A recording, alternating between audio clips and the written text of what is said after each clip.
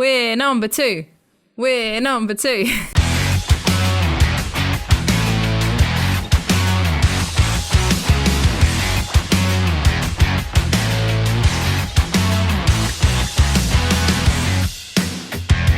Hi! Welcome to episode 21 of The Unusual Suspects.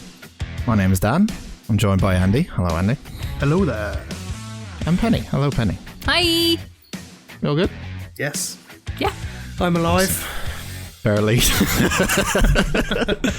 How many cans of Monster in front of you right now? Yeah. Currently 2. 2. There's also a litre of chocolate milk in the fridge. What was it for later? Belgian bum. Belgian bun for later. Okay. Yeah. Cool. Belgian bun. Fantastic.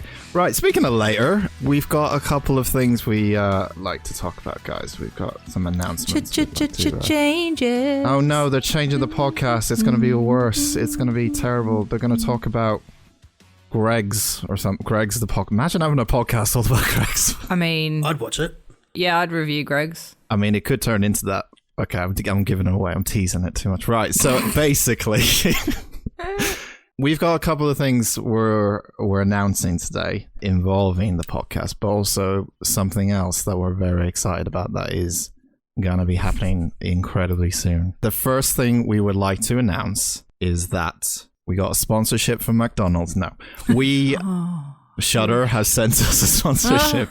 Stop teasing me. We are on YouTube now. Yay! Finally convinced them. So the podcast will be going up on YouTube in its audio form. So if there's another way you can listen to the podcast, you can go to our YouTube. The URL is not going to be, youtube.com/unusual suspects because you have to have 100 subscribers, I think, or 1,000 subscribers first before you change your URL. So look for it on our Facebook, Twitter, and Instagram for links to that. But on top of that, we're doing another show, guys. Because as if one knot of shambles was not enough. So for the past couple of weeks in secret from all of you, we've been discussing... You may have alluded that we were going to do this anyway because we've talked about doing something for weeks and weeks. We should do an After Dark podcast where we talk about the shit we talk about when the podcast finishes. Guess what we're doing? We're doing a video podcast on the YouTube channel called After Dark, Unusual Suspects After Dark, and it's completely... hands-free. We can talk about whatever you want on that. It could be films as well. It could be about fucking steak bakes. It could be about... It could be 3 hours of us making up celebrity names that are based on food. Whatever it is, it's going to be a fucking train wreck. And you'll be able to look at us while it's a train wreck. So if your eyes get bored, then Yes. this is the podcast for you. You can see what we all look like now as well, in case none of you know what we look like. So that's going to be going up on YouTube as well. So what's going to happen after this episode of the podcast from going forwards, we're releasing the podcast a day earlier. So the next one is going to be coming out on a Wednesday rather than the Thursday. So you get an extra day in the kind of weekday to listen to it. Bets on us forgetting to do that. Yeah, we completely forget. Quite high. As it's going to be in 3 weeks' time. I'm recording apology video already. So what will happen is podcast will come out on Wednesday and then After Dark is coming out on Thursday immediately following it. And we record After Dark immediately after that episode of the podcast that came out on the Wednesday. So we may refer to things on that podcast, but mainly After Dark is kind of our just fun little free-for-all. We can talk about whatever we want because we have many opinions on many different things and many things that we delve into, including many rabbit holes we've gone through on the past on our WhatsApp that resulted in 3 a.m. conversations about cheese and butter. Join us, will you, on YouTube for some exciting content every Thursday on our YouTube now, and you get to see our faces. Also, one little thing we've also changed is that the movie out of the hat is not going to happen every week. It's going to be every other week. So in terms of things like today, when we watch the fabulous Emoji Movie, which we'll be talking about later in this podcast. So good. So good. I mean, I didn't hate it. you fucking... We're number two. We're number two. We will be changing the format of how much we release Film Out of the Hat. So essentially, we're doing Film Out of the Hat today. We won't be doing it next week, but the week after, we will. So it gives you an extra 2 weeks. We'll pull out the movie out of the hat today, so it gives you an extra 2 weeks to watch the film if you want to watch the film with us. And yeah, that's the only change. Join in on the shambles. So we're not going to have Hat Film every week. It'll be every other week. And I think that's it in terms of announcements. So there you go. Go on YouTube right now. We probably announced it already. I hope future Dan, future Andy, well, Penny they can't go on out. YouTube. They need to go on Facebook or Instagram or Twitter for the link because we're not cool enough to have our own URL. Look on our show notes in the podcast. Look on socials to find the YouTube link, and then you get to see Ask the internet ghost. She'll point you in the right direction. Sure. Okay. Oh, one thing I just realized is that this podcast will come out at the same time as After Dark. So I should make that clear that this is already out on the Thursday, if you think about it. So After Dark. No, this will be out on the Wednesday. No, because they don't know it's out on the Wednesday until right now. Oh, I don't like working in the future. I'm confused. It will sort itself out. But basically, go on our YouTube. There's an extra podcast called After Dark. Go watch it. It'll be great laugh. There you go. Anyway, let's talk about films. Before I get into something a little more comfortable, a little bit more comfortable, I want to just give a shout out to possibly already the film of the year for me, which is David Attenborough's A Life on Earth. I watched it 2 days ago. Fucking hell. Like, Jesus. Probably the most important. It made you sad though. Yeah, but I know it's important, sad, but yeah, it's not like, oh, I don't want to spoil it for you because it's about our fucking world. You know, it's not like I can spoil it. Newsflash, it's fucked. Yeah. And David Attenborough is telling you it's fucked. Essentially, I think it seems like it's David's, sad to say, but it seems like it's kind of swan song documentary going out into the sunset. It feels like it a little bit. And to be honest, I think this is the most important documentary in our generation. In terms of importance, I think it is. It is literally a documentary about how David Attenborough is talking about how fucked up the world is in terms of environmentally, and how it drastically changed over time since he was born, or since he was doing documentaries in 40s and 50s and 60s, I think, to when he last went on trips to do Blue Planet and stuff, how he noticed things that were different from places he went to and all this kind of stuff, and animals were going extinct and everything to do with the environment. It is the most important thing you'll ever watch. It is extremely hard-hitting. I've never seen David Attenborough go off script. Ooh. Yeah, it's a weird thing because the first half of the film, it's like a David Attenborough documentary where he's, you know, reading the script saying, the ice caps are melting, this is happening, all the stuff that we already know about, right? And it makes sense. And then the second half is just him talking directly to the camera and going, like, humans have destroyed the world. And it really hits you hard because this guy is genuinely, and he's a national treasure in the UK, to be honest. I feel like I would watch it and feel like I'd disappointed my granddad. They felt like that, yeah. Maybe that's what we need, though, is for David Attenborough to be disappointed in everyone. Yeah. For us to sort our shit out. For us to, if that'll work. Yeah. It's the first time I've honestly seen him, like, sad talking about something, and it honestly affected me because I'm like, Jesus. Don't we only have like 8 years left or something if we don't turn it around now? It's something ridiculous. 8 years of what? Life. 2030s. Oh no, we've got 8 years to turn it around. Otherwise it's fucked. I mean, what I read somewhere. Sounds stupid saying I don't want to spoil it for you guys. Like, he basically has, in a summary of this, he says what's going wrong or what happened that went to get to this point. He says in the middle of this film, it's too late. We're fucked. And we have to live with that reality of we're too late, we're fucked. Shit. But in the third section, it's more of a case of we can still turn some of it around. Yeah, this is how we do it. And he literally goes through step by step what we need to change in different areas of how we can change the environment.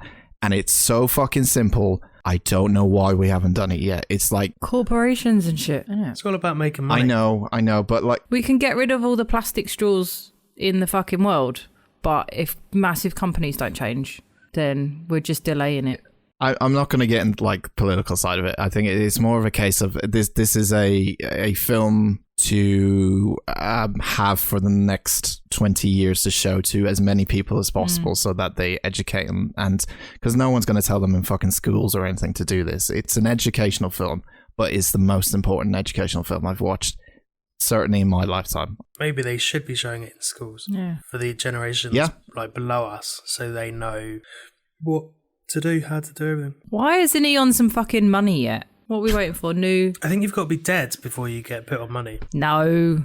I feel like... I mean, apart from the Queen, I'm fairly certain. Yeah. Well, he should be the first one on the money when Fuck it. I'm saying when the Queen dies, don't put Charlie on there. I like the Queen, but when the Queen goes, don't put Charlie on there. David Attenborough on all the money. Oh, that would be amazing. I'm going to start a petition. That would be amazing. It won't happen, Wouldn't it? But it'd be incredible.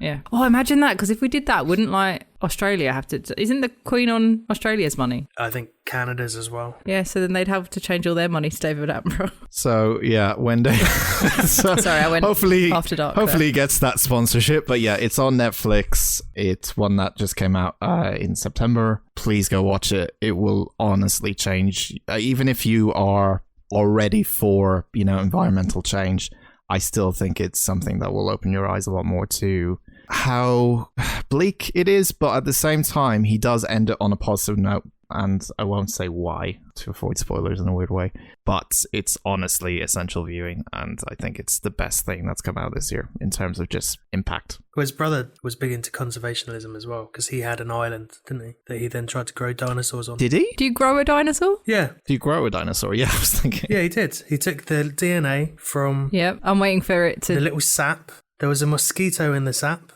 The problem was that there was a big T-Rex that fucked up everyone and all the kids that were in it. But his brother, Richard Attenborough built that island from the ground up. I like the idea of you growing a dinosaur out of the ground. Is this Jurassic Park? Yeah. Yes, Dan. Okay, right. Yeah. Just to clarify for some people who might not know what the fuck. Some people or you? His brother was also Santa Claus as well. When you first see it, you think perhaps that it's beautiful, and suddenly you realise it's tragic, because what you're looking at is skeletons of dead creatures. So, I wanted to talk about Nick Cage again, guys, because as kind of previously mentioned ages ago, like episode 3 or something, or 2, something like that, I mentioned he had a weird life, or he had a lot of weird things in his life, including spending habits. Dinosaur bones. Segway. There you go. But he's also had a couple of things that I didn't know about him, as well as the spending, which I would like to call this segment, Nick Cage has a weird life. Catchy. Really catchy. Yeah. Really fucking catchy. So, there's just some facts that some people may not know about Nick Cage, so I would like to go through. He made 29 direct-to-video movies in 2010s. 29. So 29 in the year 2010 to 2000. The last decade. Yeah. Which doesn't seem like a lot, but when you figure out that a lot of these films take months to film. Yeah. Yeah, I thought it would be more than that, to be honest. Direct to video ones. Not good ones. Yeah, but I can't think of like many films he's done since Kick-Ass, and that was 2000 and Mandy, The Colour Out of Space, Mum and Dad, whatever that one's called. The one about him trying to assassinate Bin Laden, which I'm still yet to talk about with you guys. It's the greatest film of all time.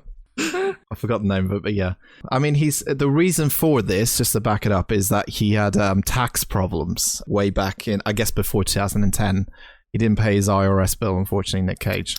So the reason a lot of people have always asked the question why he's in so many just direct-to-video films is because he needed to pay the fucking bills after spending all his money and avoiding tax, and then he decided to do every film under the sky imaginable, especially in the 2010s. I think he's still going at this rate, but maybe slow down a little bit. As Penny mentioned, he has bought stuff like dinosaur bones. He allegedly outbid Leonardo DiCaprio for a 67 million year old Tyrannosaurus skull valued at 300,000. I mean, if you're going to get dinosaur bones, you want the skull. How the fuck they kept that in condition? I guess, well, it was dug out of the fucking ground, wasn't it? But yeah, it wasn't just sat on a shelf for 67 million years. It was on the reduced to clear aisle. Yeah, that was a cheap one. He's also bought 2 albino king cobras as well. He used them as protection for his What, did he walk them house. on leads so that people wouldn't attack him in the street? I don't know. It was used for protection. Like by the front door in a vivarium? Like a guard dog. You can't. Had him next to the letterbox when the postman put his hand through. Some others say he used it for sexual activities. What, the cobras? Yeah. Oh, That Rumored. sounds are dangerous. we talking like gerbiling, but with big snakes? Oh, no. I mean, what else would you do with the said snake? There's no way a cobra's letting you stick it up your bum. Like the cobra. No, the back end. Yeah, but... So its head just sticks out of your arse. Well, I'm assuming they were like... Well, no, they wouldn't be defanged if they were for protection. I don't know. It's weird. Probably have to look into it a I'm bit not more. buying that one. He bought 2 Bahamian islands. Bahamian? Yeah, from the Bahamas. Yeah. Bahamian? Is that how you say it? Yeah, 2 Bahamian islands. Sure. Bought 40 acre, 7 million island off the south of Nassau. That makes for more sense private than a use. fucking cobra. Yeah. That is true. He bought the Shah of Iran's Lamborghini. He purchased a rare 500,000 Lamborghini from the Shah of Iran in 1997 when he was making the big bucks after Face Off, I think, probably. What was so good about it? Around that time. About the Lambo? There was only, I think, 400 made in the world. 400, that's quite... I mean, that's not a lot, but if you're spending 500,000... Yeah, you want it to be like one of 2. I'm sure he could have found someone else who would have sold it for 450. On top of that, he spent millions on other dozens of vintage vehicles. In 2004, he supposedly owns 30 motorcycles and 50 cars. You can't... Like, I have no problem with this. I imagine if I had money, I would buy Zombievers and do all sorts of weird shit with it. But, like, 50 cars, that's like if you drive one a week. You'd be shoving those Zombievers up your ass like he does with the snake. Not confirmed. We just like that. Not confirmed. Definitely not confirmed in my case, thanks. He has 9 Rolls Royces. 9. What does he do with them all? You can only drive one at once. Well, he's obviously sold them since he's fucking... And all they do is tax sit in a evasion, garage, and obviously. if you don't run them, the batteries go dead. And I know this because my dad sells batteries, so they're just fucking pieces of shit anyway. He bought 4 yachts. One of them he named Sarita. It cost 20 million and had 12 bedrooms in it. That's definitely being used for an orgy, isn't it? Yeah, with the snakes in one of the bedrooms for each of the snake.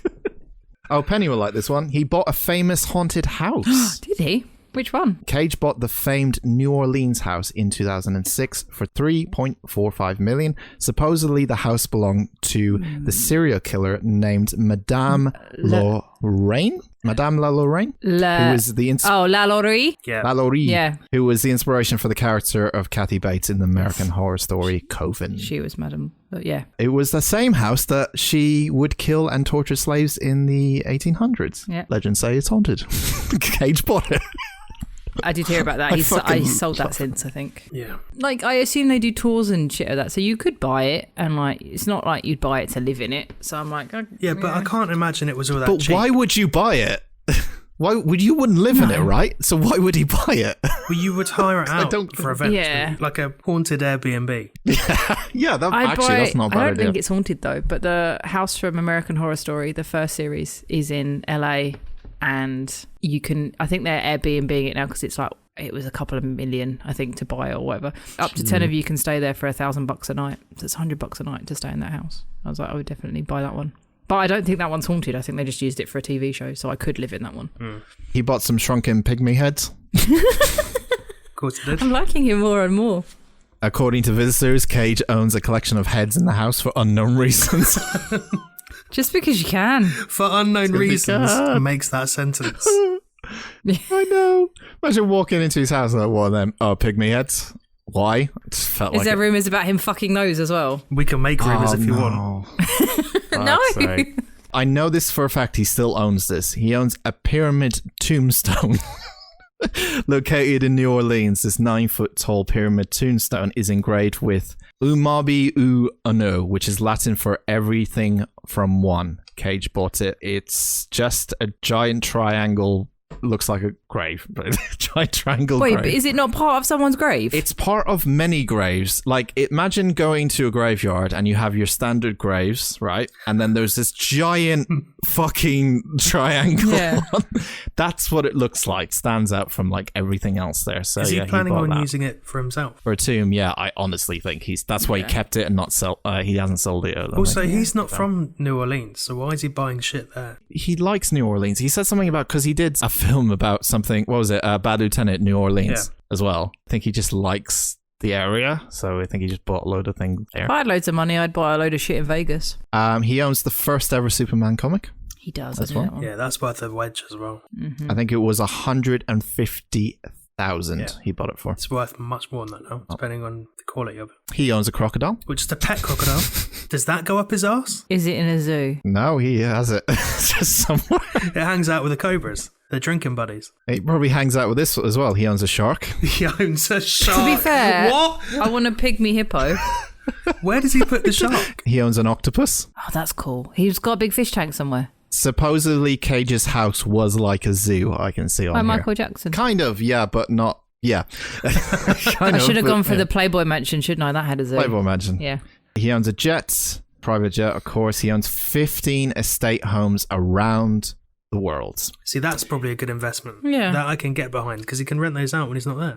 Well, he sold them all, I think, as well. Yeah, well, he again, didn't pay taxes. Yeah. his own fault, but yeah, he owns a multi-million-dollar mansion in New Orleans. Again, What's it? 10 million, Is that jazz? 10 million Malibu beach home, a private getaway home on a paradise island in the Bahamas, a 17.5 million palace in Bel Air, a mansion in Las Vegas, and a 24,000 square foot home in Rhode Island. He also owns somewhere in Cornwall, because I remember he came over to England and he bought a house because he liked Cornwall or something. Why is Dan just trying to depress us today? No, it's funny. It's just like, the world's fucked. Why is this depressing? Because I don't have any of these. He bought an £8 million castle in Bath in England, and he spent millions remodeling it to make it all about Nick Cage, I think. Fucking hell. I can't imagine there's many castles in Bath. I reckon we can find this. We can do a road trip to Bath Yeah. and find it. Yeah. Yeah. We could get Nicolas Cage t-shirts made and all go hang out. He bought a castle in Germany. Yeah. He owns 50 pieces of rare art, and that's all his spending. I also found out that he lives just outside Bath in that castle. Well, yeah, you're going to want to live in the castle. That's true. And last year on New Year's Eve, he was spending his New Year's Eve in a pub in Somerset. And there is a picture to prove this as well. That's pretty cool. And he turned on the fucking Christmas lights in Bath as well. So fucking odd. That's cool that he's getting involved with his local community. Yeah, but like Bath and New Orleans are fucking polar opposites. Yeah, but Americans love that shit because they don't have anything that's old. Well, that is true. They've got nothing older than like... Me. Yeah, sure. You're the oldest thing in America. Yep. He named his son after Superman's real name, Yeah, Kal-El. Kal-El. Kal-El. Isn't he a goth? As in his son, not. Superman. I'm sure I've seen him and he's like a proper goth. Are you thinking of Black Suit Superman? No, I'm thinking of Nicolas Cage's son. When he was in Ghost Rider, he loved Ghost Rider so much that he already had a Ghost Rider tattoo on his arm. So when he grabbed the dream role, he had to conceal his tattoo for the whole shoot because obviously Ghost Rider wouldn't have a tattoo of himself. I mean, he might. He might, but... Like when bands wear their own merch when they play. He was once accused of being a vampire, a real life one. Yeah, I remember that. Like, is it because of the old pictures? There was an old 1870s picture that looked very familiar to Like that one Nick of an old Cage. prostitute that looks like Boris Johnson. Yeah, or the old woman who looks like Daniel Radcliffe. What? Yeah, there's one of like a sepia picture of a prosy and she looks like... After Dark. Yeah, she looks Join like us in Boris. After Dark for that. And then like Keanu Reeves is a vampire because he hasn't aged. Paul Rudd's a vampire. But in response to this, Cage said some interesting words that I still believe he is a vampire because his responses are just honestly the greatest thing of all time. He admitted there was some resemblance, but he said his doppelganger is a slowed down version of him. What? Was that the end I of the don't quote? know what that means. Yeah. Was he blurry? Was the picture blurry? I don't know. A couple more. Cage. I thought you were going to say he denied that he was a vampire, but also doesn't eat garlic. That's what I would have thought he would have said because that seems like a Nick Cage thing to say. Like, oh yeah, but Yeah. I or drink blood occasionally. Yeah, I'm not a vampire, but I don't mind. That's you why know, he's got all these houses. sacrificing a virgin. He's got all these houses because he can't go into people's houses uninvited. So he has them all over the world. So he can just invite them to his house and he doesn't have to He worry. has a castle. Yeah. That's very vampire-y. Yeah, that's pretty. Well, there you go. Maybe he does want to just live a vampire life. When he was early on in his acting, he truly believed in method acting. To prepare for his role as this severely wounded man in Birdie, he had his teeth pulled in real life without anesthesia to connect with the physical pain of the character. It's too much, mate. You don't Nick need to do that. Cage is a fucking madman. You don't need to do that to yourself. Shia LaBeouf, are you listening? Just be a better actor. You don't need to hurt yourself. No one says this to Daniel Day-Lewis when he spends 2 years making shoes. Yeah, but that's not pulling your teeth out. Yeah, but it's wasting 2 years learning how to cobble. But now he's learnt a new skill. Nicolas Cage has just had to pay someone to pull his teeth out and then pay someone to put them back in again. What a job. And then pay someone to put the snake up someone's arse. Yeah. Cage won't eat anything that mates in an undignified way. What does that mean? What does that mean? This is a quote from him. I actually choose the way I eat according to the way animals have sex. I think fish are very dignified with sex. So are birds. He will never, however, eat pig because according to Cage, their undignified mating makes them unfit to be eating. What about a duck? Does he? I know you're a big fan of ducks. Does he eat ducks? Because we've discussed ducks are they're bad animals. Yeah, we've discussed their corkscrew dicks and sort of rape, gang rape. Yeah. At least we know he'll never be a cannibal. On a plus side, according to Nick Cage, ducks are very dignified because all birds are dignified when they're fucking. Don't fish just lay eggs and then another fish jizzes on them? Like, that's how that works, right? That's legit. Like, is that dignified? Jizzing on someone else's eggs? Just running around squirting everywhere. I don't know. I haven't had the thought or conversation about it yet. I mean, I don't know. I don't think that's very dignified. Look, Nick Cage. I think you're being silly. Here's a couple more, nearly done. A young Cage had reoccurring dreams of a giant blonde genie woman in a gold bikini plucking him from a toilet seat through the window. Sorry, you're going to have to say that last bit again. Plucking him from a toilet seat through the window. Yes. So was he sat on the toilet? Yeah, a reoccurring dream. He was sat on the toilet, and then a genie took him off the toilet and pulled him through the window. In a gold bikini, blonde woman. I've had weirder dreams. That's not that bad. I mean, we're coming back to that later, Ben. You know all my weird dreams. Oh, that's true. Do you want to discuss them? Yeah, it's fine. I had a dream that my car was filled with sand the other day, and me and Marcus Parks from last podcast on the left went looking for a gang of bad guys that were selling counterfeit socks. Yeah, that was odd. What a story. But you didn't have a dream you were taking a shit and then someone came through the window and plucked you off the seat, did they? No, not that I can think of. In 2011, after bystanders witnessed a drunken Cage grab his wife by the arm in New Orleans, again, French Quarter, police arrested him. He got out. However, none other than Dog the Bounty Hunter posted his $11,000 bail. The charges against Cage were later dropped. Wait. He's had a fucking weird... He's fucking odd as well, Dog the Bounty Hunter. He is, yeah. So hang on. Did Nicolas Cage, when you say he got out, did he escape or did they let him out? No, Dog paid the bail so he could leave. Dog paid the bail. Oh. And then he got out and then the charges were dropped later by someone, I guess. I think... The weirdest part is that he is cousins with Jason Schwartzman and related to all the Coppolas. Oh, yeah. And yet he's off his fucking nuts. Okay, I've got one more. He's also taken the surname Cage after Luke Cage. Really? Oh, of course. Yeah, of course. So another preparation thing he did that doesn't involve pulling his teeth out. When he did Leaving Las Vegas and he researched his part for Leaving Las Vegas, he decided to go binge drinking in Dublin, Ireland for 2 weeks straight. Once he was good and drunk, he would have his friends videotape him. Then he would go back and study the footage later. Yeah, makes sense to study the footage of yourself drunk rather than someone else, I guess. This man so much. Why didn't he just get shit-faced on set? That'd be a better way to do it. Yeah, why do you have to go to Ireland? Did you see his new pink jacket for whatever he's filming right now? You'd love Pink jacket? Pink. Oh. I have not seen it yet, no. I don't know what he's filming right now, but he was walking around in a bright pink leather jacket with patches on it. It's right up down the street. I shall check it out later, but that is... It looks a little bit like your hoodie that you're wearing. Yeah, so. find out in after... I'm really plugging the fucking after Yeah. dark. Find out what that looks like I in feel like After you're Dark. bigging it up way too much. I can't wait to disappoint everyone. Yeah, thanks. Yeah. And that is my fun, amazing life Nicolas of Cage Nick facts, Cage. Nicolas Cage facts. This may be a Nicolas recurring... Cage facts. Da, da, da, da. Jingle's already fucking sorted. There you go. Yeah. There you go. If you've got a weird actor you would like us to delve into their personal lives, send us a message. We'll do our research, so you don't have to. Somebody else facts. Do you know what? Somebody else facts. Nicolas Cage confuses the fuck out of me because I always think he's really wooden in things, but then in other things, he's off his fucking nut. Because it suits him. The role suits him. Yeah, it's like super weird. Yeah. His best roles are the ones where he's Nick Cage, where he's The Rock or Bad Lieutenant or Face Off, like where he's just mad. Yeah. It's the best kind of movies. And then when he's trying to be like Normal. when he's trying to be an actual person. Yeah, I guess it falls a bit flat. But how was that?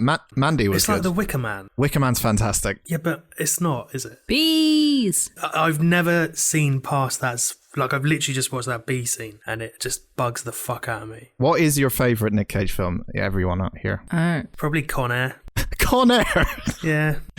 I couldn't really tell you many Nicolas Cage films that I've It's seen. Bad Lieutenant for me, I think. Con Air's great. I just, every time you say Con Air, I've just got the meme of him with the hair going through, whistling in the wind. That's another thing he's known for, just fucking memes. He's most famous for... he fucks memes as well as snakes. as well as snakes. I can't believe he puts memes up his arse. Moving on. Penny, what are you going to talk about? I watched a shit film that I wish I hadn't watched. Surprising. Is that Adult You're Babies? so sing-songy today. I had a little look through Amazon Prime to see what's going on. You know, it's spooky season. So usually streaming services put on more horror films. Amazon Prime seem to be keeping all the good horror movies for rent or buy. Oh. I went on their horror movie section, and went with included with Prime. Decided to watch one. Actually started watching it the other day and said to you guys, this might be worth talking about. Uh-huh. Is it? It is worth talking about, but not for very long.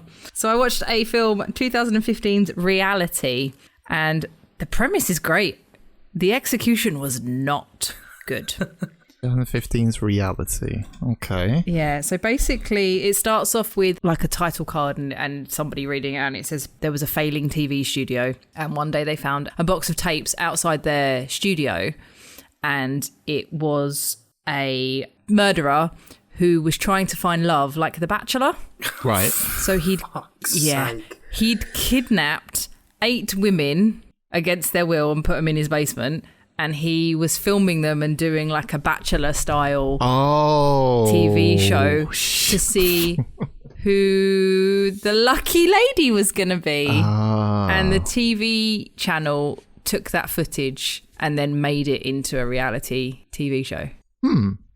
Okay. Oh, okay. I'm on board with... No. I'm on board with this.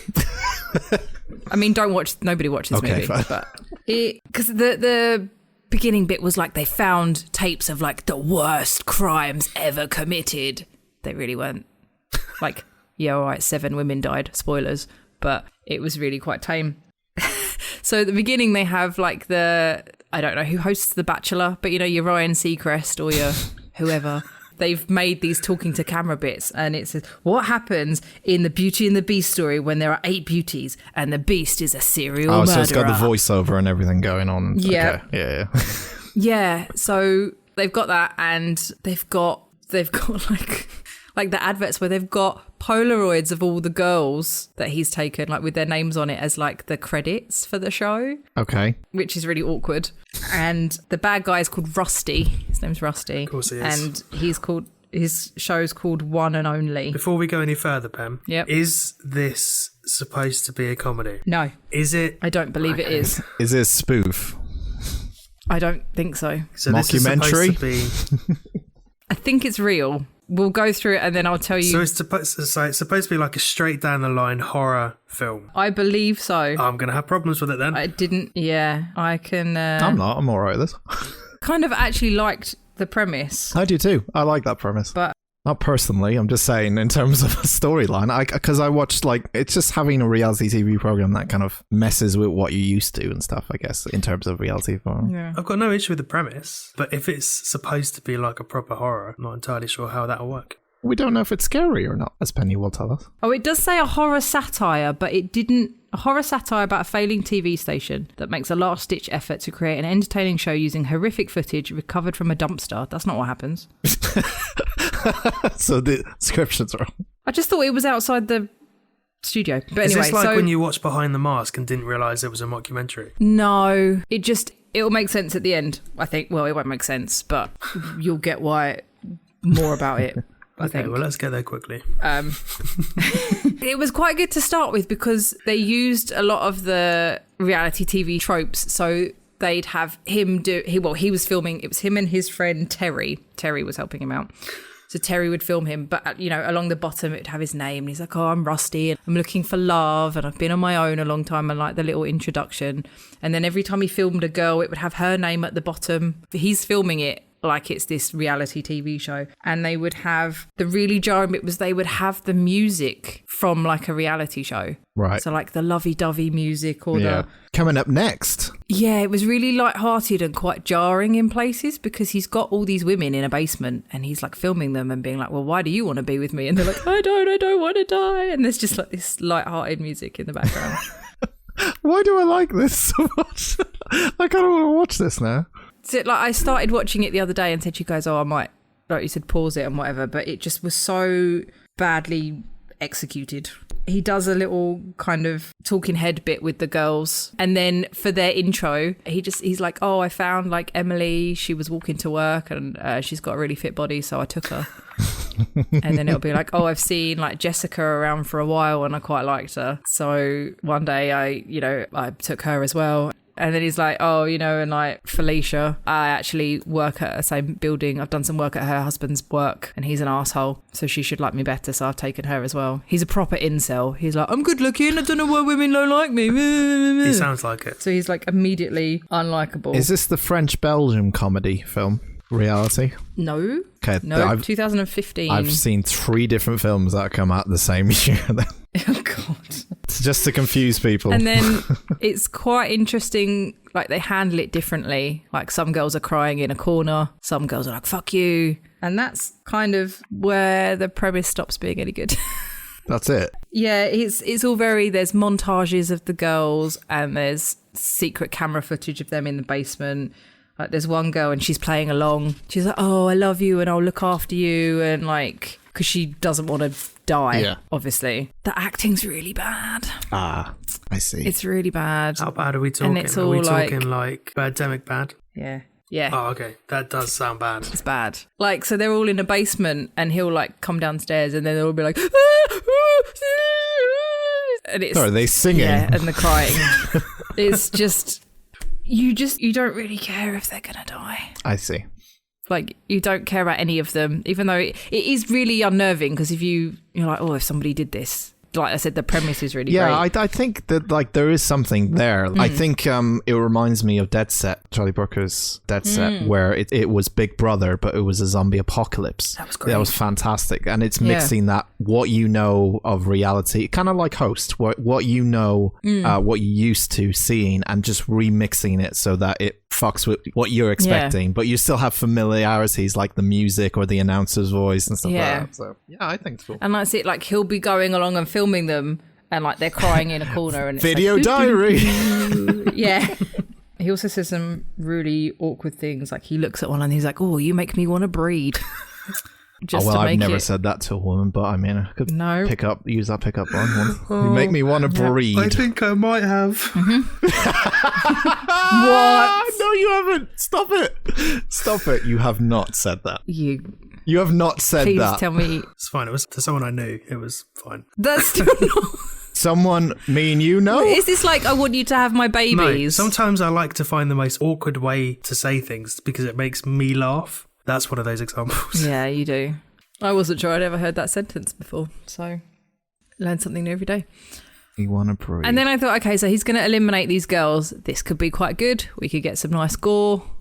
It's supposed to be the most horrific footage ever. No, he just shoots them. He's literally like, he's just not interested. He'll be like, oh, I thought you were good, but you're not. Does he So legit he just shoots shoot each one of them? Just shoots them? In front of the others? Yeah. He doesn't do anything else? No, he just shoots Why them. the fuck did he kidnap them then?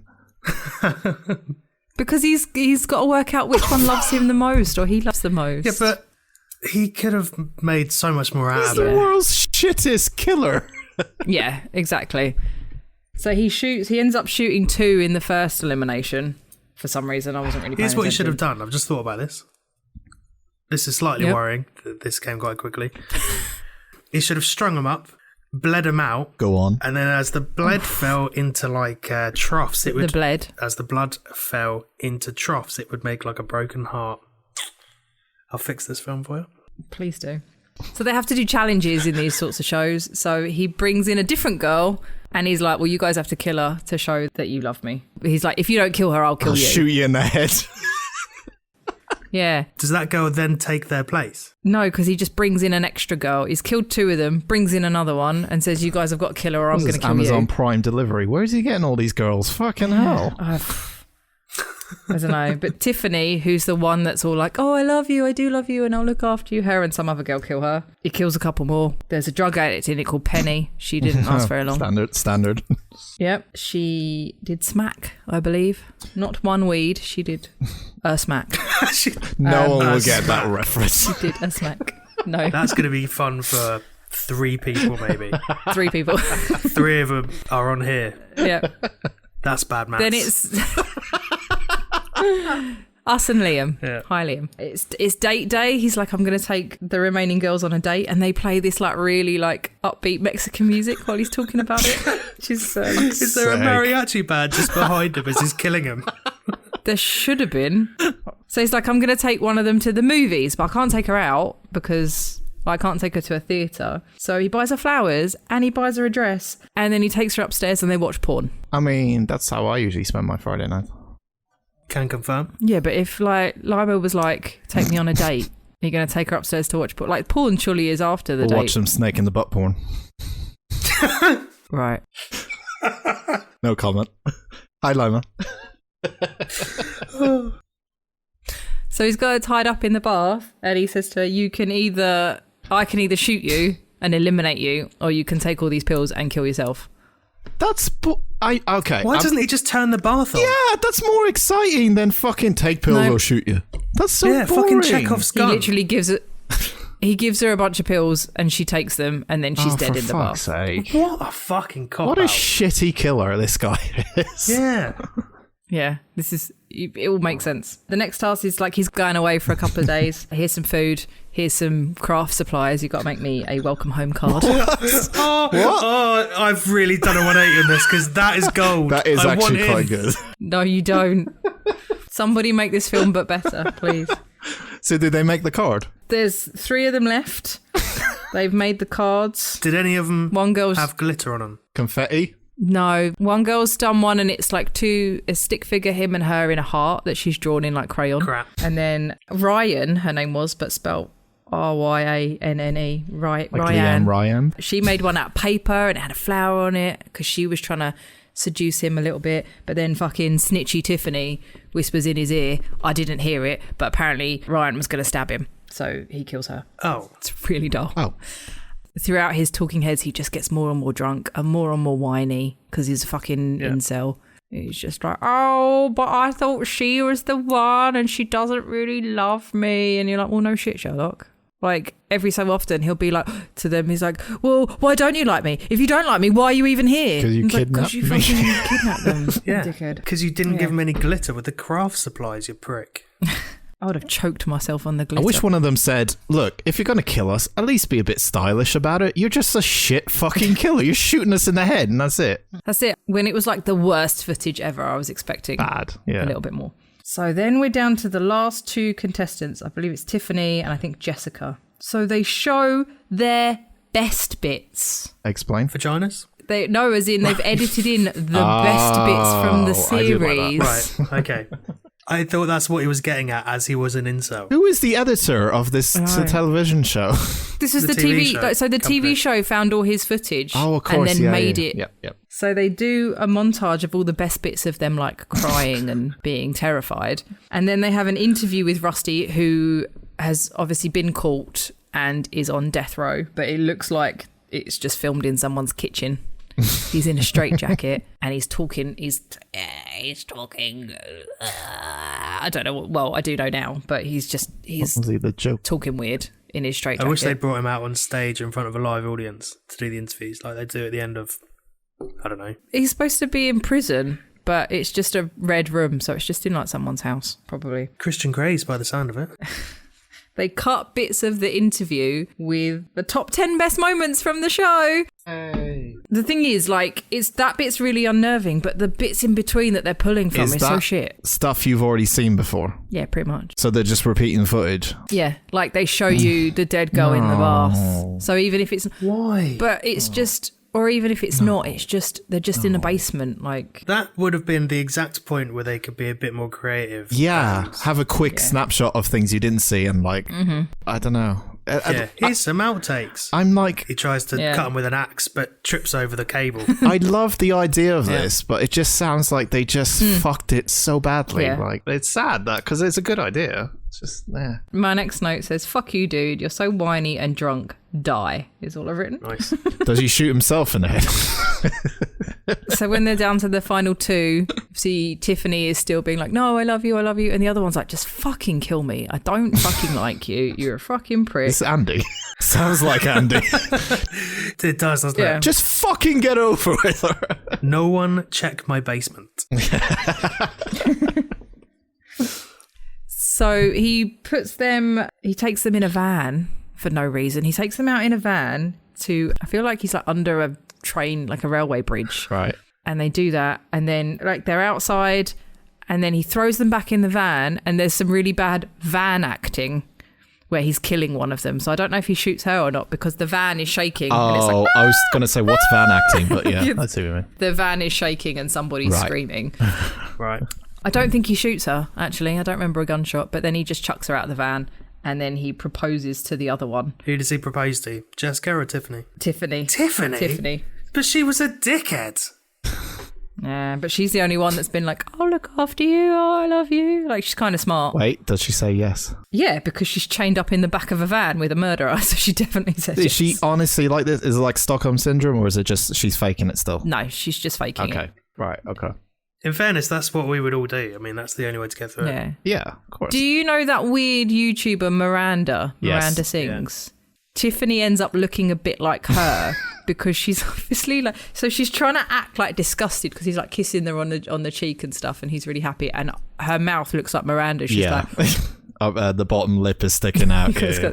Yeah, because she's just like, "Oh, I don't want this," but like if he took 1 second to look at her he'd know she was lying, but like just the acting is really bad. But he's really happy. He's going to be a married man. So there's a lovely montage of their creepy time together with some music over the top. Sounded a bit like David Gray, but I don't think they could afford it. So it probably wasn't. It's David Beige. Yeah. And then, this wasn't my favourite bit. I don't know if I really liked it or if I was just like, offended's not the right word. The voiceover man comes back and he's like, "All right, well, it's time for the reunion special. Where are the contestants now?" And he talks about where he buried them. What? Sorry, I'm still laughing at David Beige. So they're doing the reunion, the reunion special. So he takes them to somewhere and he's like, "Oh yeah, Emily and so are buried over there." It just shows them around a graveyard. What? Yeah. One of them, he really liked her eyes, so he kept those in a jar. Naturally. That's the most creative thing he's done all this film by the sounds of things. Yeah. Yeah. But I was literally like... Chucked him in with a load of pickled onions. The fact that when he was like, I was like, "Oh my God, a reunion special." I was like, that's really dark. And I don't know how I feel about it. If it had been a better film. Yeah. It didn't feel nice when they were like, "Oh, where are they now?" I'm like, well, they're all fucking dead. Yeah. But that's probably the point, to make I guess, you feel uncomfortable. Yeah. Well, that bit worked. And then he's filming him and Tiffany in his house in their new life and she's cooking dinner and she fucking stabs him in the throat and runs away. So that's why he was talking funny in the prison, because he'd been stabbed in the throat. Right. Yeah, and then the end is just he's getting the lethal injection. So you wouldn't like that, Dan. But they show him getting the lethal injection with some sad music over the top of it. Sad music? Yeah, like reality show, sad music. Oh, okay. I thought like we're meant to feel sorry for this character or something, but no. No. Okay. Him trying to die is really bad. Another reference for only the other two people here. He sounded like my dog deflating. One of my dogs has started backward sneezing in a really weird way, and he sounded like that. And he makes the worst death face. He's proper like, like his eyes are bugging out, and over the top. It's really bad. Then it just says credits, get fucked. Like he literally has the lethal injections, die. Credits, get fucked. I've watched the credits. Rusty's cat was in it. His name was Derek. Yes. Then I've realised who wrote the movie. What? No. The guy that played Rusty. It's a fucking Neil Breen movie, but a shit one. Oh, yes. Fucking Neil Breened it. But it's on Amazon. Sort it out, Amazon. Like, I was not... It makes perfect sense now that it's like a Birdemic stroke Neil Breen thing.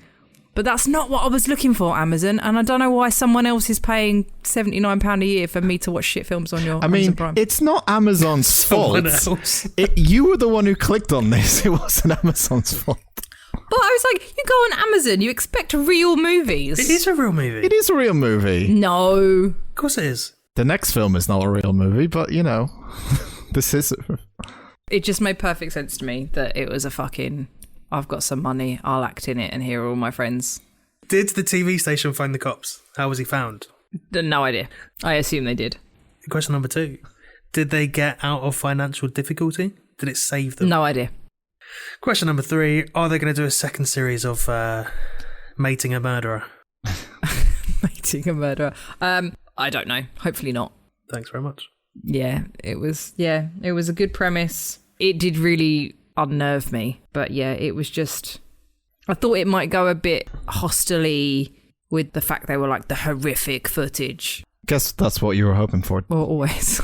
To get you off. She couldn't find a snake. No, that snake's up my butt. Yeah. She had to watch a crap horror. I had to watch Zombievers afterwards.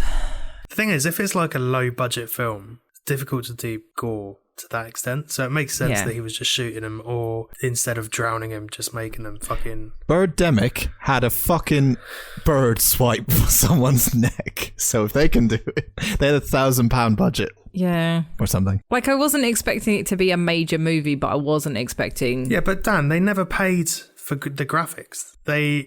Tomb Raider, I know. They stole it from the assets from Tomb Raider 1.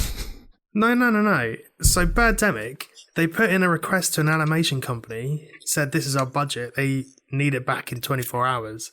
So some guy sent them that. No, is that what happened? He said, okay, I'll pay you, and then didn't pay him, just fucked off. No. Oh, the Birdemic man didn't pay him. No, Birdemic man didn't pay him. Oh my God. That's why the graphics are so shit. I didn't know that. Yeah. Wow. So don't be using Birdemic had £1,000 for budget for that, because that's bullshit. Anyway, what was the name of the film again, in case anyone wants to check it out? Reality, 2015. It was like 86 minutes long.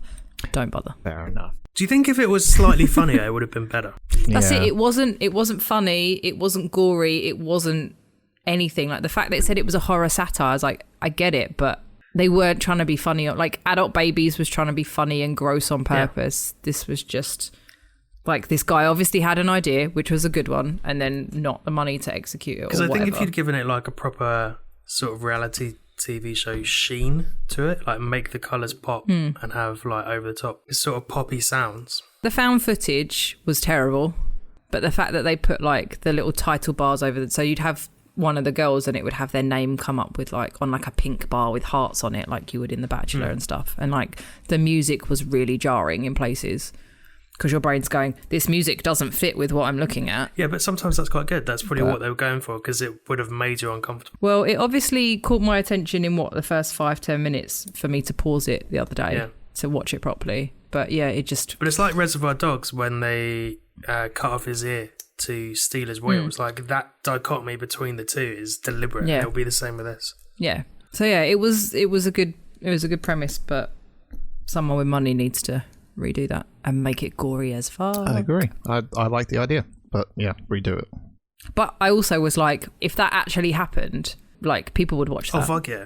I would watch that. Like, yeah, you'd put that on Netflix and you'd, like, everyone would fucking watch that, like, you know. Definitely, especially if it was, like, not a movie. It was, like, episodes, like TV episodes as well, just to add to it. Yeah, you'd have to slightly frame it more true crimey and go, look, this guy made this... Because he's treating it as a reality show. Yeah. So if Netflix could do a true crime and not make it to reality TV, because that's a bit disrespectful to dead people. But Netflix could definitely pick up that footage and do something with it. Don't do that, anyone. Don't do that just to get on Netflix. Like, that's not good. Concept is great, but yeah, it sounds like execution was a bit rogue. Okay. Yeah. Amazon, stop hiding all your good movies behind paywalls. Rant over.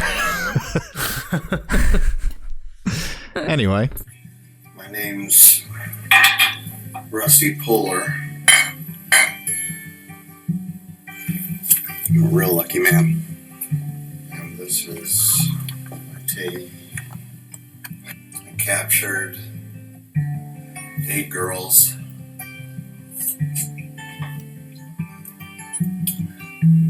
to try to find someone that would be my one and only. So, thank you, Andy, for choosing the next film for Film Out of the Hat. I'm not sure he agrees with you this time. I mean, one of you better, or else I'm not going to be in a good mood. Uh-oh. The film Out of the Hat this week, chosen by Andy for some reason. Again, he hasn't seen this film. He just decided to be a laugh. Yeah. To pick The Emoji Movie, which is a 2017 animated comedy film directed by Tony Leondis and also written by Tony Leondis. Fun fact about him, he was inspired to make this film. Now, bearing in mind what this film is, okay? He was inspired to make this film for the love of Toy Story. Okay. I'm sure it wasn't for the love of money. Yeah. Wanting to make a new take on the concept, he began asking himself, what is the new toy out there that hasn't been explored? Are you having... So he picked emojis as a toy.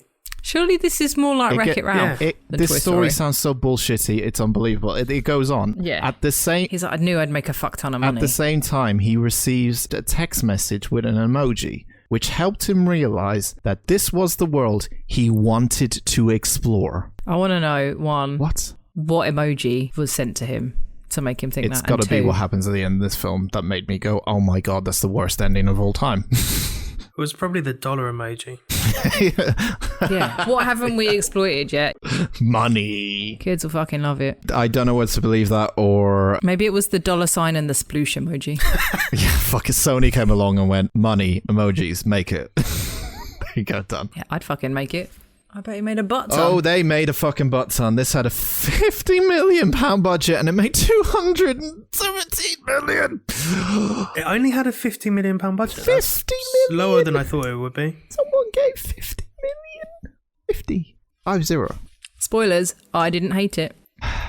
Right, let's get into this. Gene is an emoji. Weird name for an emoji.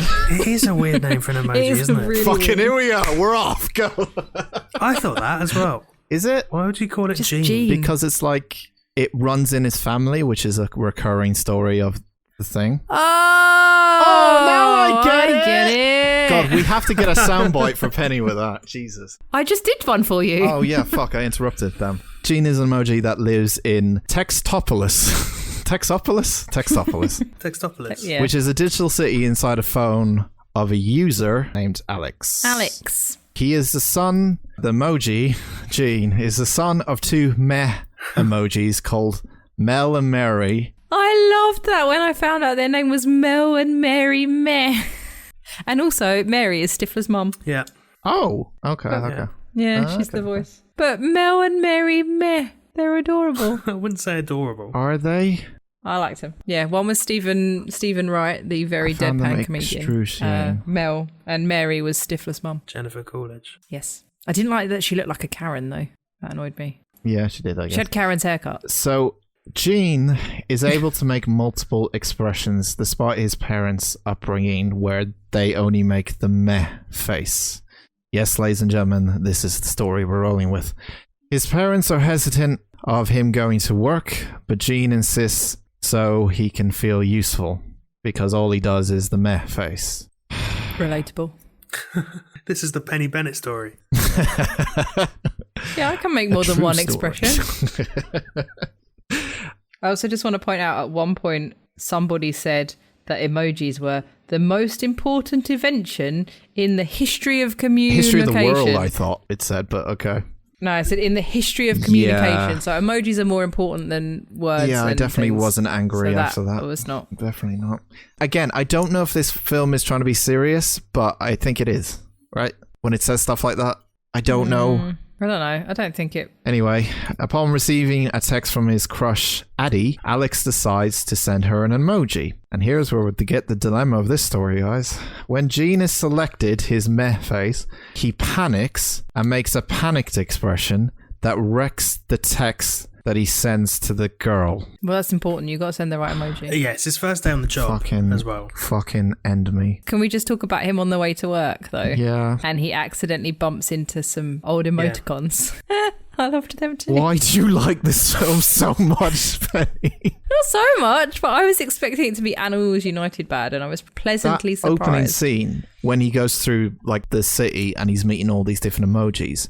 There's a joke for every single emoji that's based off what that emoji is.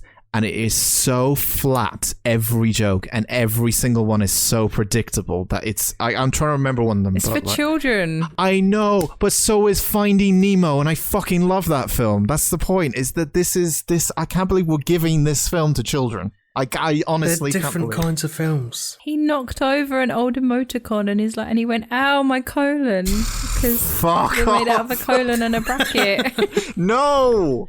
No! Yes! That's not right. Oh. Ow, my colon. It was the colon P, wasn't it? It was the tongue out, old school. Yeah. I laughed at that as well. I thought it was pretty funny. Was there another one with a food? And it's gone out of my mind because I'm trying to forget this film, but there was something with a food and they said something to do with the type of food they were or something. I can't remember. It was donuts, And and he frightens the... The donut holes. He frightened the holes. Oh, yeah. Because he used to... She was like, oh, keep to your one face, you freak. Oh, because that was it. It was like, oh, it's hard being an emoji because the crying emoji... always crying. It's always supposed to be crying even when he's happy, and like the laughing emoji's always got to be laughing even when he's broken his arm. Yeah, this kind of world It does sound quite we've stressful delved in. Yeah, it's to stressful. only have the one emotion. Stressful to fucking watch is all it is. Gene, I think you need to lighten up, mate. I find it bizarre because when this whole like him being selected for the emoji happens, they're all in like boxes out of that game show. What was that game show that Dale thingy Are presented? you thinking of like Celebrity Yeah. Squares? Is that what it was? Blankety blank. Blankety Celebrity blank. Square. Yeah. Blankety. It felt like blankety blank. No, blankety blank, weren't they behind like desks? They were behind desks, but they were in squares. There was a show where they were stacked up on one another like squares. You know that one? Yeah. And they would light up and turn off. Celebrity Squares. Yeah, is that what it is? Yeah. Well, they ripped off that. So I don't know if they ripped it I just off. find it weird. Well, they're kind of in little cubes on your phone. I just find it weird that that's how emojis are made. You know, they all sit in cubes, and then when the time is right, they take a photo of them, a live Yeah. photo of that exact moment in the cube. Does no one see? Yeah, but they have to find some way to Make this a film. make them sentient or whatever. Yeah. Because they sit kind of in little cubes, because that was the bit I kind of liked a bit further on, how high five is not a favourite anymore. Because, you know, the more you use an emoji, it gets put to the front. Yeah. And then the other, I thought it had a Wreck-It Ralph vibe to it, but not as good. I was into it. Dan's so disappointed right now. Look, this happened with Animals United, where you constantly went, yeah, it's fine. Animals United was not fine. This was fine. I have learned from my mistakes, so I'm going to keep it cool, maybe. Because of his mistake, Gene is called in by Smiler, and Smiler is... She was fucking terrifying. Smiler is an emoji and the leader of the tech center, and she is always smiling, of course. And she is played by Maya Rudolph. She concludes that Gene is a meh function. Does she, or does she not just call him a malfunction? No. She says malfunction, then she goes, a meh function. Yeah. Oh. It's not nice being told you're a malfunction, though. No. Like, he's just being him. And surely he's better than all of the emojis, because they can only do one thing. He can do a bunch of stuff, so surely he's better than Well, them. people like... Why are we having a deep discussion about this, guys? We haven't got through the first bit. Because I have a deep The question. thing is, some of them are able to do more than one emoji. Like the high five, Yeah, the poop. yeah. You see them laughing at different times. So you see them being sad or angry. That's how I feel. It's just this little when he fucking does it, it's round not on. circle faces, the actual emojis that are like... Which is stupid, because they also only get their picture taken in the cube. Yeah. So surely as long as they can do it in the cube, Yeah. then the laughing one doesn't have to laugh when he's broken his arm. Yeah. But He therefore must be deleted because he's a malfunction. Gene is chased by bots who, at one point, are the most stupidest fucking bots in the world. Because he hides behind a chair, right? And he throws the chair into the air, exposing himself to get shot. But the robots shoot the chair in the air, allowing him to escape. What's your problem with that? Oh, would you fuck off? Don't tell me that that's not stupid. I know what you guys are doing. No, they think he's jumping behind the chair, so they shoot Yeah. the chair. Jumping with the chair in the air. Can you? Yes, because he's using it as like a shield protection. Oh my god. Anyway, it gets worse later on. These fucking bots do something else that makes it even worse, and they're just whatever. Anyway, he runs away and he's rescued by High Five, played by James Corden. Fuck off, James Corden. Get out of my films. So I don't know if I text you both or if I just text Andy, and I just said, I think it was just Andy. I was like, oh, I'm actually not annoyed yet. And then within about 30 seconds, I went, never mind, James Corden's here. He really pissed me off in this film. I really hate it. High Five tries to make it all about himself. Yeah. So James Corden is kind of the perfect person to play him. He's like, oh, I used to be one of his favourites and I'm great and meh. Can we point out the fact that the hands have 6-packs at certain points? Yeah. That's weird, isn't it? That was weird. Hey? Yep. It knows. Yeah, one of the hands was doing sit-ups ready to work and he had a 6-pack. Anyway, High Five was once a popular emoji who has since lost its fame due to lack of use, and he tells Gene that he can be fixed if they find a hacker. Ooh, we're getting back into hackers, huh? High Five accompanies him so he can reclaim his fame. Well, High Five can't get in. There's a VIP lounge for the favourite emojis, and High Five used to be allowed in, but he's not anymore. So he takes Gene to the Losers Club in the basement where all the barely used I had a emojis problem hang out. with this Losers Club because there's an aubergine in there, and that gets used way too much. I know not in a kids' film, maybe, but like, you know. No. That's... Yeah. Jenny's friend Astrid is obsessed with aubergines. I bet she uses that emoji more than anyone. So I had the same When you problem. say she's obsessed with aubergines, are we talking actual aubergines or dicks? Actual aubergines. That's weird. Who likes an actual aubergine? They're fucking horrible. Gordon Ramsay. Astrid. But who was it? It was like the tree and the old lady. Yeah. Who he calls Felicia. And then wasn't it like fish cake with swirl? What the fuck? Like it was some of these weird and abandoned luggage. Abandoned luggage. I did quite like how they gave them names, like, because I didn't know that was a fish cake with a swirl. I've never used it. I've never seen it either. Yeah, it's in with all the weird food. So I did like that they were like, oh, it's your turn, abandoned luggage, because they're playing like video games and cards and stuff. But he also takes them into like his room or his office or something, High Five, where he has a very large bottle of hand lotion, which I didn't like. Like, I know he's a hand. In theory, that means he's rubbing his whole body down, right? Well, because he gets Gene to like file his calluses, doesn't he? And then he asks who took his clear nail polish. So there's some hand jokes in there. There's some hand jokes in there. But it was an unnecessary large bottle of hand cream, I thought. Unnecessary large part of the film. Smiler sends more bots to look for Gene. When she finds out he's left Textopolis, as his actions have caused Alex to think his phone needs to be fixed. So Alex in the real world is like, my shitty phone, it's like calling out ringtones and like playing games when he's not, he's getting trouble and stuff. Doesn't make any sense because it's just a fucking emoji malfunction. If that is the main thing they're going with, that wouldn't make any sense. But they're running around in the rest of the phone. Sorry. Also, just put it on fucking silent, you prick. It's not difficult. Exactly. Why don't you just stick? He's in school. You should be sticking on silent, Alex. You should know fucking better. Asshole. You turd.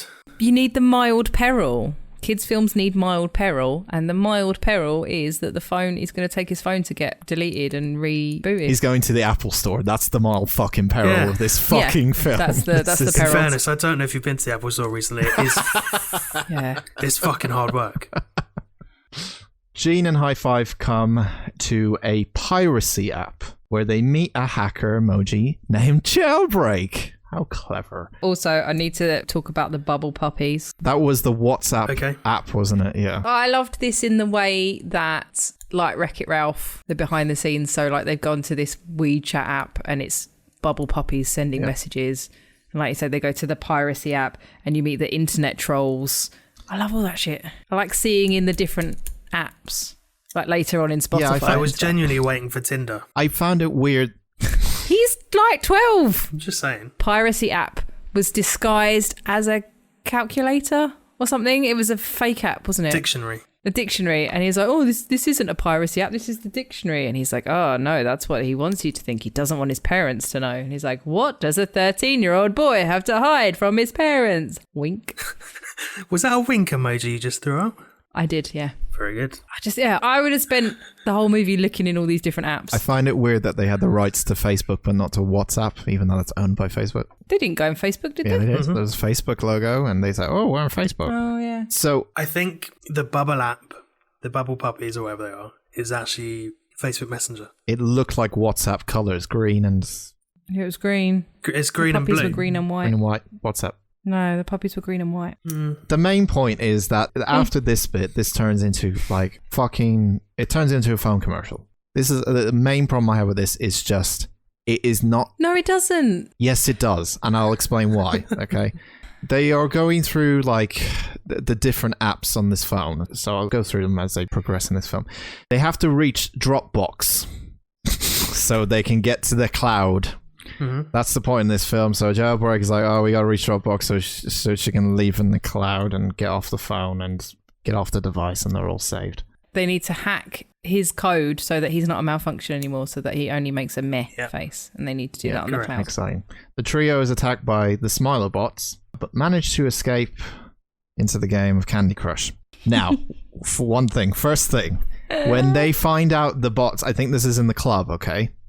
This is the other problem I have with the fucking bots. They get in the club and they're scanning everyone's face, and then they recognize this one emoji that looks nothing like the Ma character, and they start like going after it, which makes me think these robots are the stupidest fucking robots around, because they can't even.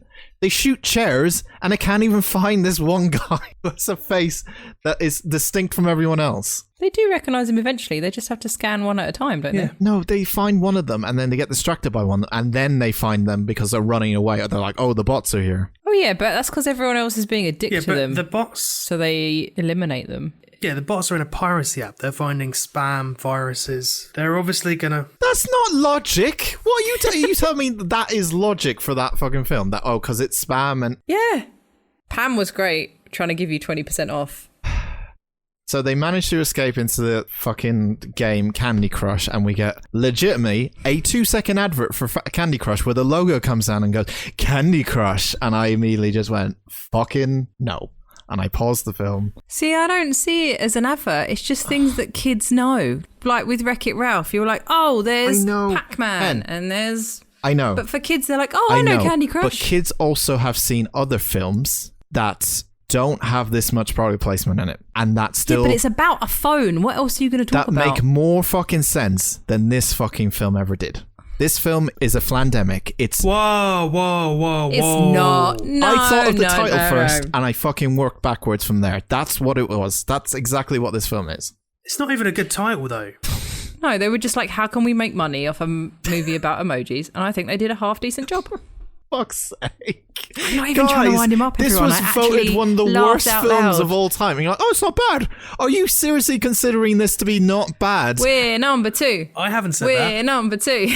Patrick I know Stewart you played a haven't. poop. What do you want? I'm just stepping up for Flandemic. I will throw hands for the name of Flandemic. Fair enough. Okay, so anyway, Jailbreak reveals that Gene can be fixed. Okay, so they do some stuff in Candy Crush, basically, and they play Candy Crush where they have to fucking match 3 to get Gene to the bottom, and then they can't get Gene to the bottom. She has a weird hallucination that he's going to blow up if they match him for 3. Yeah. So they literally explain the rules of Candy Crush to you, like, you should download this now since you know the rules of it, guys. I was already playing it while I was watching. Well, it's an advert. So, yeah, they play Candy Crush. It goes absolutely nowhere in progression at all. They just play Candy Crush for 10 minutes and they move on. That's... Yeah, but the reason they play... It's because he's stuck in the game of Candy because Crush. he's stuck. There is a reason. He could be stuck in anything else, but the fact that it had to be Candy Crush is my problem. Like what? He could be... Temple Run. He could be stuck in, I don't know. Yeah, Temple Run's no. It's like, I don't know, a fucking hole. Anything else but fucking Candy Crush. That wouldn't make any sense. Why is there a hole in his This film phone? doesn't make any sense at all. It's a... Yes, it does. They escape the piracy app. They go into a different app, And it's they Candy run Crush. into the Candy Crush app. I hate you They don't run into the whole so app. much right I don't know how you don't think this makes sense. I feel like I'm championing this. Anyway, the group goes off to the Just Dance app. Oh, fucking brilliant. Now we've got Just Dance and Christina Aguilera. Wait. No, so Mel and Mary Meh are trying to help their son. Fuck's sake, Betty! They distract the bots by showing them. They get them into the YouTube app and they show Surprise Kitten, and the bots sit and watch Surprise Kitten videos, and it distracts them. I thought that was good because we've all been down a YouTube rabbit hole. That would distract me. Surprise Kitten. Yeah, and then they go to Just Dance. Yeah. There you go. The group goes Carry off on. to the Just Dance app. Here we meet Christina Aguilera, I think. Yeah. Playing the Just Dance app person. While there, Jailbreak is revealed to be the princess emoji who has fled from tiring of being a stereotype. They once again are attacked by these bots, and their actions cause Alex to delete the Just Dance app. Oh no. I got emotional during this bit. There was a bit I did not like in this. She can't dance. You have to dance to progress and move forward. I hated that entire bit. Same. It's a tutorial to how to play Just Dance. Like the Candy Crush fucking thing. I can't... Oh, I nearly threw something there. Oh, okay, I need to calm down. I did not like this bit where he teaches her to dance and he's like, that's it, throw some sauce on that dance burrito. What the fuck is a dance I don't know. burrito? Put me off burritos. I was not happy with that. I really don't like TJ Miller. By the way, TJ Miller's in this. I forgot to mention. He's the main character. He's fucking Gene. Yeah, but he's cancelled. He is cancelled. Yeah, but he's cancelled, so we can't talk about him. The bots find them. The actions cause Alex to delete the Just Dance app after it malfunctions while he's in school. Again, Alex, put your fucking phone on silent for love of God, man. Jesus Christ. Can we just appreciate the 6 shapes that the robots were throwing? They had some moves. And that's when Gene invents the emoji pop, because you've got to put a dance in that kids can do. Gene and Jailbreak escape, but High Five is taken along with the app and ends up in the trash. Let him go. I was Let so him go. excited. James Corden in the bin. I thought this was going to be the end of Corden in this film, and I was so excited. Mel and Mary go searching for Gene and have a very lethargic argument. They make up in the Instagram app. Fucking end my life. When Mel reveals that he, too, is a malfunction, explaining Gene's behavior. What a twist. And they went to Paris and it was really nice. He changes the settings so it looks like a sunset. Yeah, adds a filter. While traveling through Spotify...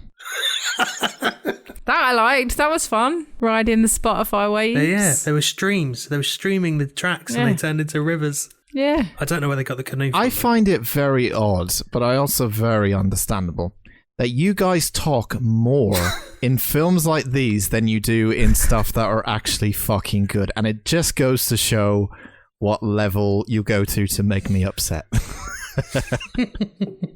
I'm not trying to make you upset. I genuinely did not hate this film. That's also worrying, but we'll get to that. Jailbreak admits that she likes Gene just the way he is when they're about to head into this cloud. And She also says something really nice that I really like. did not be ashamed of his malfunction. No, but Okay, fine. she's like, what's good is being number one. Or he says it, what's good about being number one when there aren't any other numbers? And I thought that was I liked that. Put it on a motivational poster, stick it on the wall. The two start to fall in love, and Gene silently debates his choice to change himself.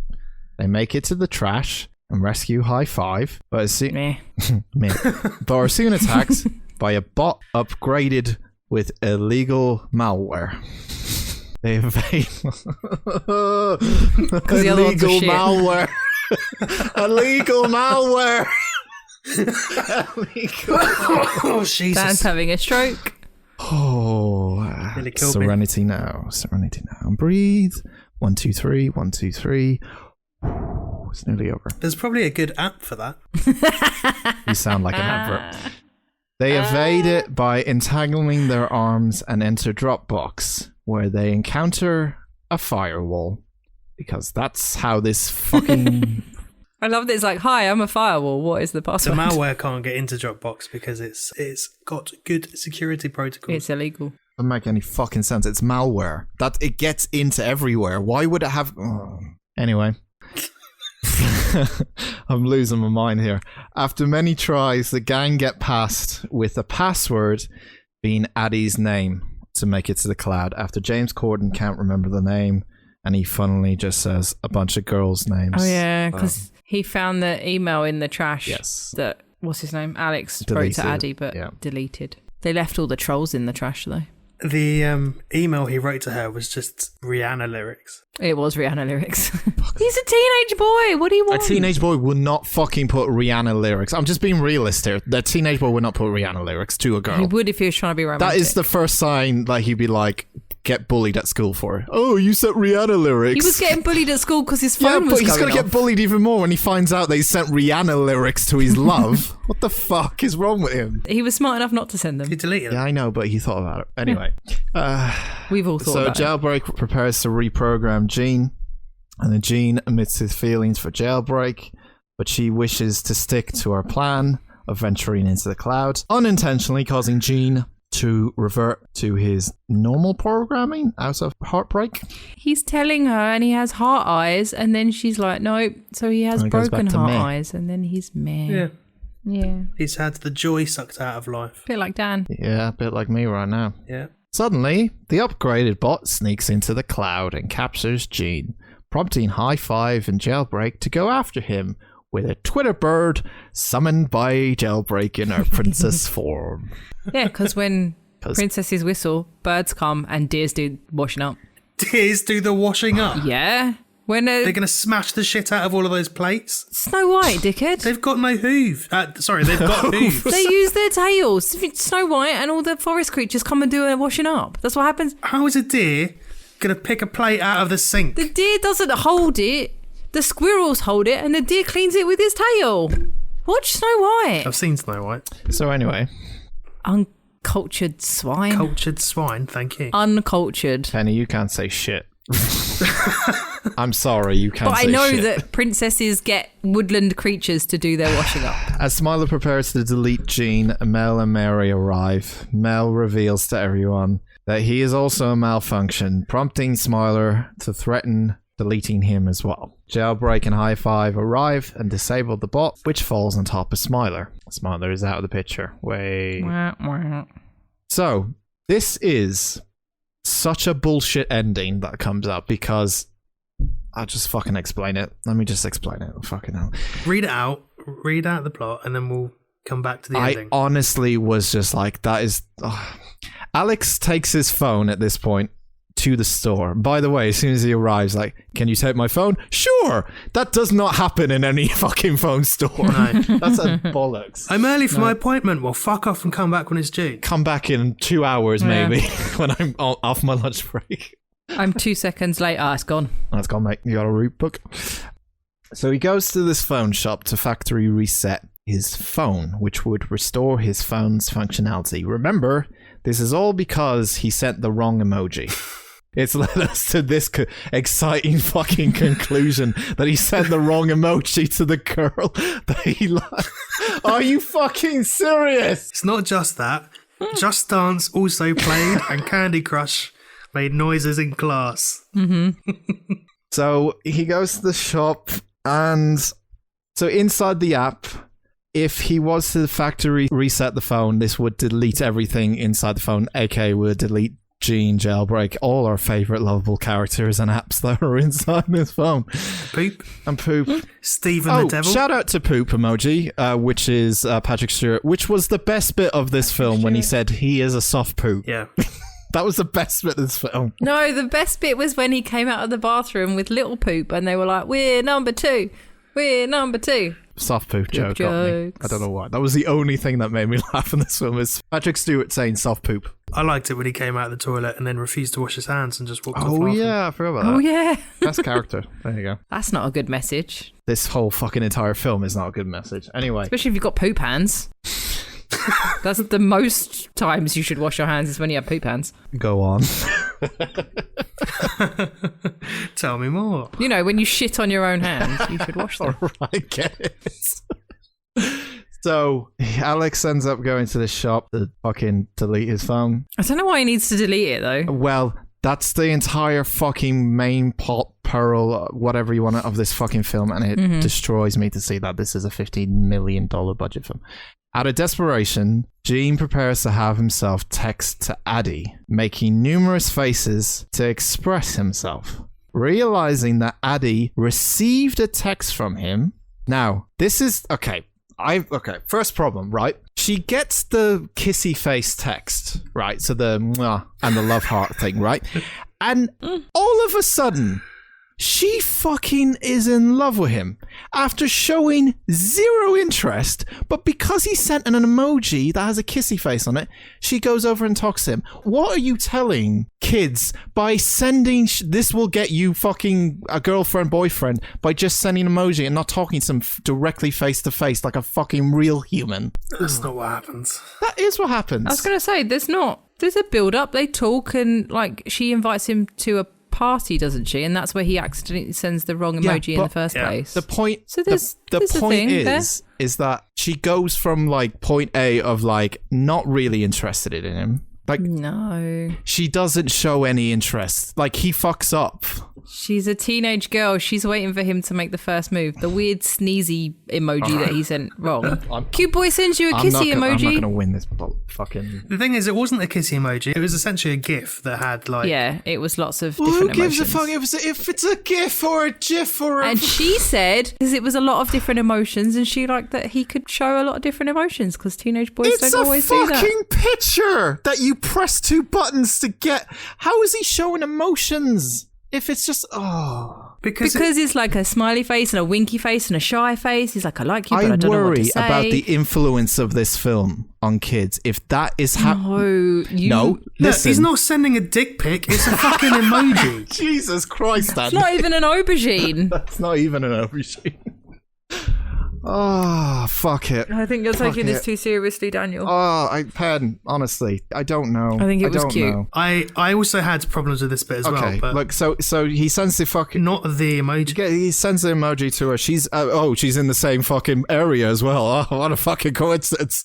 Oh, look, you're here as well. Yeah, she didn't need to be in the phone store. Yeah. So she gets the emoji, she goes up to him and talks to him, and she tells him to follow him and come with him and go together. Now, this is the fucking problem I have, right?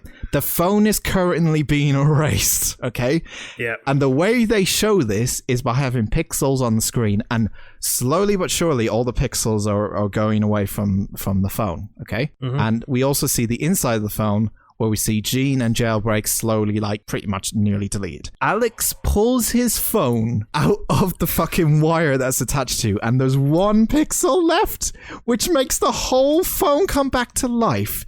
If you were deleting the phone and the pixels represented data, the fucking data wouldn't come magically back to life. It would be like an error. Please fucking reset the phone and do it again. Yeah. It's corruption. Yeah, but kids don't know that. Again, and you need the mild peril of them getting deleted. So you have to bring them back. It's not about kids not knowing it. It's logic. It's just logic in film. That's all it is. Is this what it's like when I'm like, oh, it's not realism?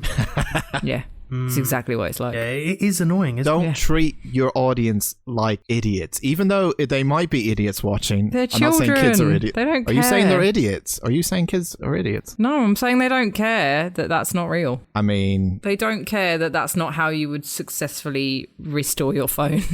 Well, okay, fine. Anyway, fucking... Yeah, she likes the emoji. He grabs the phone with 1 pixel left. Therefore, the whole fucking phone comes back to life. Gene and Jailbreak are together, and they're like, "Oh my god, we're back together." Now, what I don't understand is if the malfunction hasn't been fixed, then surely his phone is still fucked, right? No, but it's because they were running around getting in all the apps. It was literally because of Gene and that running around and turning on Correct. Dance Pie or whatever it's called. So now he's going to either stay in the cloud or... Well, he doesn't, does he? He stays in Textopolis. So yeah, but Alex doesn't know this. Yeah, but he'll just leave it and then nothing weird will happen. He'll be like, oh, it's fine. So what you're telling me is that Alex really wanted to get this phone fixed. But because a girl came up to him, he's now forgotten about that. Oh, no, it's because he got that weird emoji. He didn't know where it came from. And she was like, I like your emoji. He was like, oh, I don't want to change my phone then because the chick digs my emoji. So I'm going to keep it. Exactly that.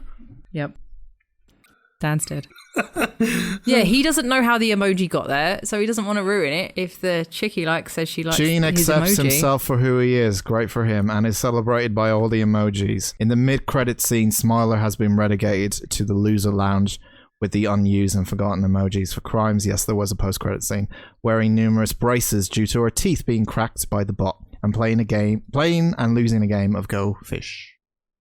That is the 2017 film. No, 2017 film. Can we talk about Emoji Movies. how... Penny, what do you think of the film? Can we just talk about how High Five names his fingers? Nope. Yeah. The only one I had written down was Tiberius Thumb. Yeah. It's fucking dreadful. Frankie Fourfinger? Something like that. Peter Pinky or something. Two in the pink. Fucking James Corden ruins lives, people. He's a very dangerous man. Stay away from him. Fucking hell, that's escalated, isn't it? Sort of Because he decided. names his thumb, suddenly he ruins lives. No, just because he was the shittest part of this film I actually quite enjoyed. He's the shittest part in most films. Penny, what do you think of this film? He's the shittest Please. part of life.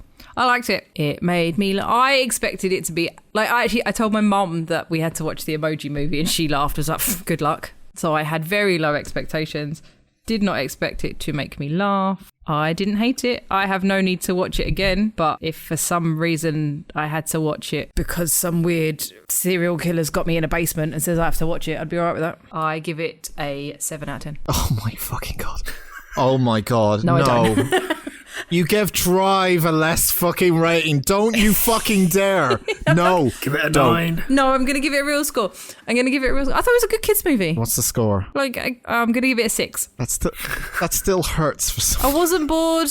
I quite enjoyed it. Like, it was easy watching. It made me laugh. It didn't feel like it was 8 hours long and nothing happened. It was fine. Did you honestly laugh at a lot of this film? I laughed at a bunch of it that I didn't think I was... I laughed. Quite a lot. Like, out loud. From what I hear. Yeah. Well, I know your comedy taste then. I know Poop your jokes. comedy taste then, yeah. Yeah, poop jokes. We know you don't like boob jokes, so we have different tastes. I don't anyway. like films that are not as funny. Anyway. Andy, what do you think? I thought the animation was pretty solid. I'll give him that. It was colourful. Yeah, I'll give him that. It was colourful. It had like that almost neon feel to all the characters that you would expect. It was pretty... Inside Out feel is what I thought. Yeah. Yeah. I liked the way they personified... That's not the right word, is it? But like how they showed the streams in Spotify and stuff like that. Like, I enjoyed it. Sorry, I know this is your bit. No, I'm not disagreeing with you. I thought the streams were excellent. I liked the canal boats and stuff.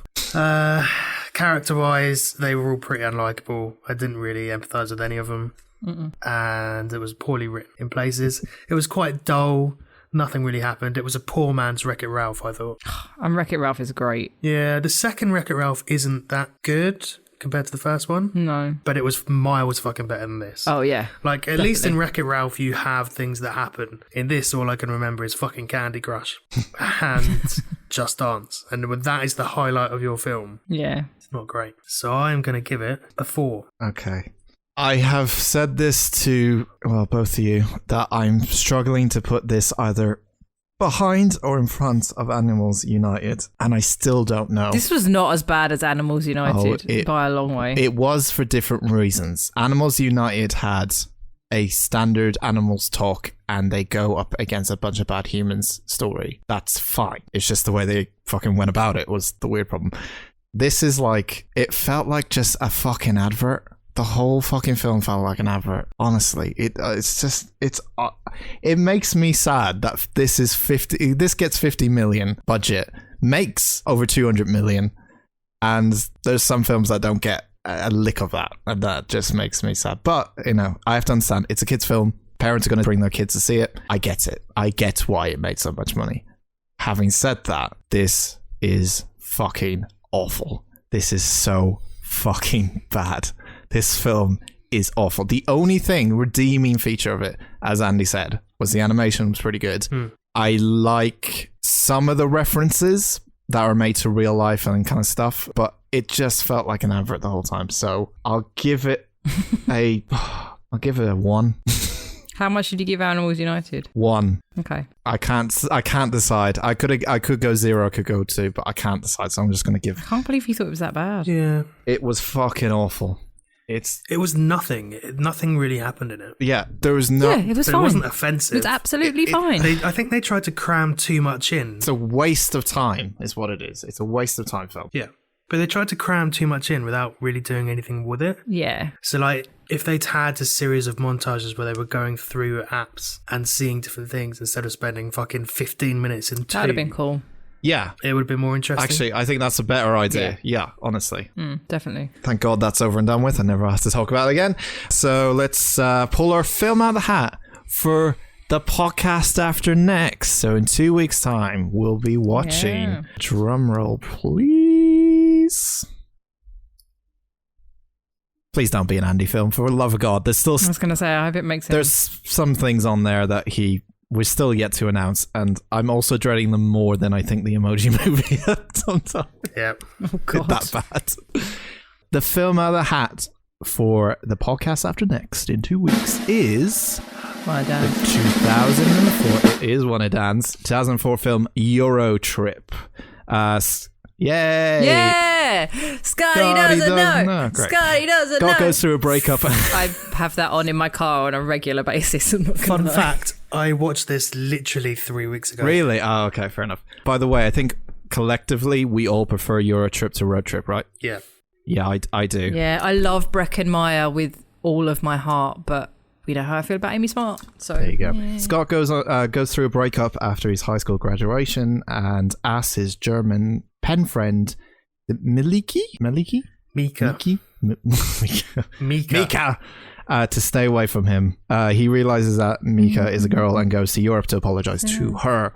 It's 2004 film. It's comedy. It's a sex comedy. I've never seen that fucking in a genre. Comedy / sex comedy. I'll be honest, I can't hear you because Penny's being a fucking... Penny keeps fucking talking. Scotty doesn't know. She's just singing along. Oh yeah, I can mute her. Don't tell Scotty. So, so we mute Penny now. Don't tell It's Scotty. great. You probably still hear her, but we can't because she's recording locally. She's muted on Zoom. Let's hang on. I don't know how to unmute you. She's still singing. Let's keep going with that one. Am I still muted? Yeah, Eurotrip 2004 Oh. film. It's a comedy. It's a pretty much a stoner comedy. We've all kind of seen it, but it's a fun little one that we all like. So we'll be watching that in 2 weeks' time for Film Out of the Hat, and we hope to see you then. Penny, what is our socials if you're still not muted? Scotty doesn't know. No, she's not.